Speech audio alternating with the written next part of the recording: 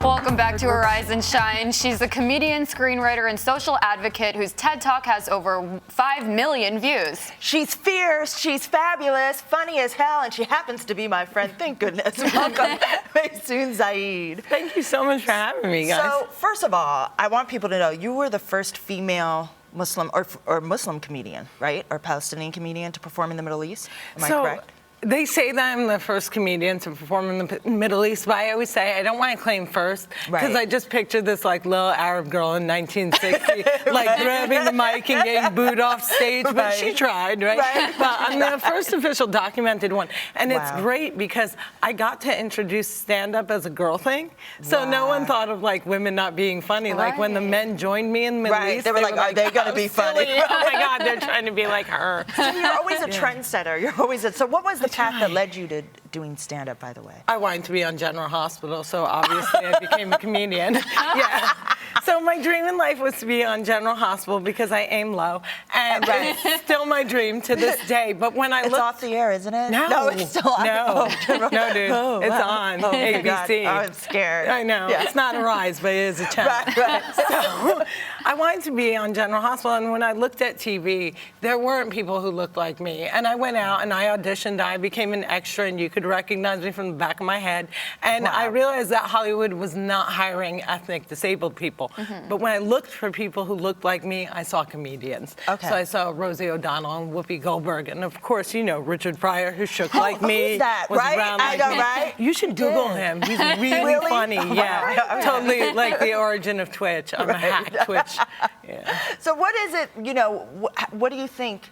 I totally relate to that too because I always wanted to get into TV and be a journalist, and it was the same thing. I never saw people that looked like me on television, so it's really inspiring. And I'm sure you've, you know, young women look up to you and now see you in that role and think, hey, maybe I can do it too, and chase after their dreams. Well, I mean, I'm still like living on the Z-list, so like even after millions of hits on, you know, on YouTube and being a full-time contributor with one of the greatest men in news, I'm still not in a permanent position on TV, and I talk about it a lot because people with disabilities are the largest minority and we're the most underrepresented on television. So how do you feel about seeing certain shows that are on TV? Like if we look at, you know, where American, where there are disabled Well, characters. you know, I always say there's only two storylines with disability. Either you can't love me because I'm disabled or heal me. And often these characters aren't even being played by people with disabilities, so we're not even given the shot to play that because like able-bodied love the challenge, you win an Oscar.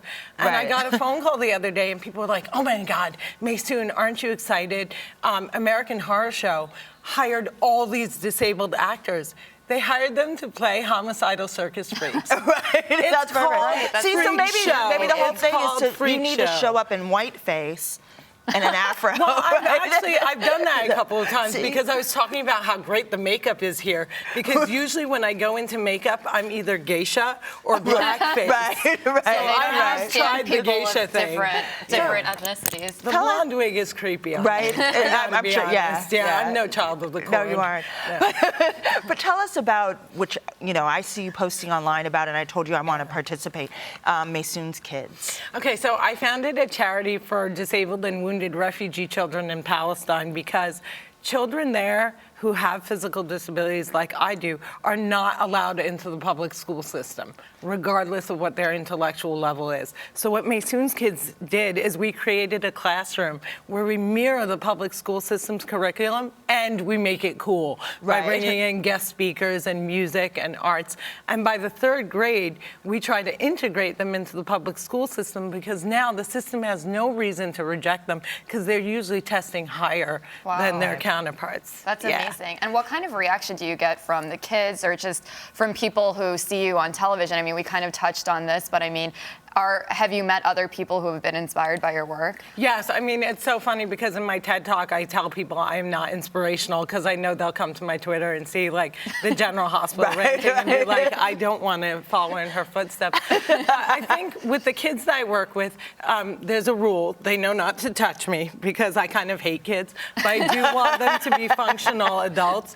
And I think for them to see me actually functioning is the biggest thing. And a lot of parents of of kids with CP wrote me after my TED Talk. Wow, And they said, we wonderful. want to teach our kid to walk, but we're afraid that they're going to fall down. Right. And I had to sit there and remind them that, like, no human being learns how to walk without falling down. Like, right. you have and to. Speaking of human beings and kids, what is your thought, and I would love your take, because I know, too, you're such an activist. What is your thought on Ferguson? Oh, yeah. What I find most upsetting about Ferguson, other than the fact that we have completely forgotten that, a kid was murdered and it's become something so much bigger than him, Right. is the fact that American citizens accept tanks rolling down the street, journalists being pepper sprayed, preemptive states of emergency. Like, we're so uncivilized that they have to preemptively Right. declare a state of emergency. I don't like that we roll over and accept curfews. We have a right to assemble. We have a right to protest.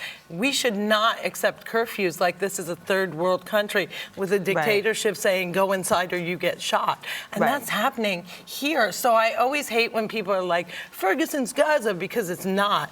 Right, But the right. policies being wrought on the public Is like are a similar similar- to what I've seen when I'm, at the height of oppression in the Middle East. We can't allow curfews to be called. We Right. can't allow protests to be ended with Right. pepper spray and rubber bullets. Yeah, I mean, I was actually there in August, and I got tear gassed myself as a reporter who was covering it. But, Rain and I were talking about this yesterday as well. And just another thing that I think Ferguson highlights, too, is the tension between law enforcement and regular citizens and how there's this distrust that happens. Do you have any thoughts about But that, also too?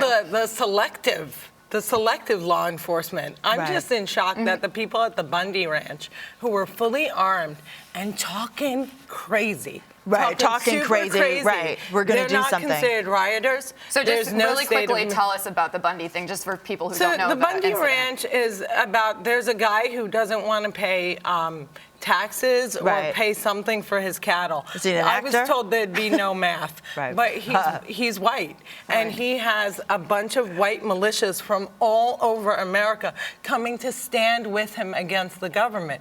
And they met government agents fully armed. Fully armed. They refer to themselves as a militia. Right. And that's totally acceptable. And you have peaceful protesters and reporters. And I have to admit, there are some reporters that I enjoyed seeing tear gas. Right. But in general, these people are not armed. Right. These people Right. are not posing a threat.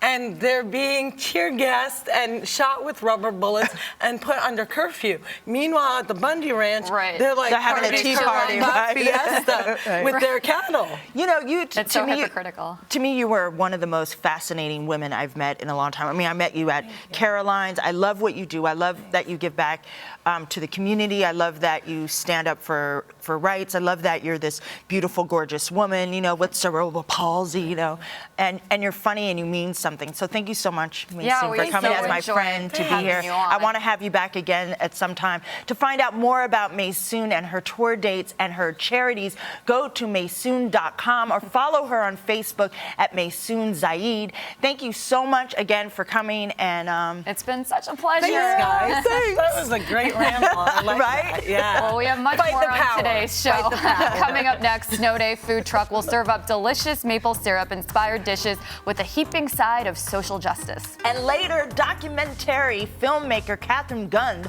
will show us some of the sensational stunts performed by Elizabeth Streb's dynamic dancers. Actually, they're more like acrobats and stunt people, so come on back and check it out.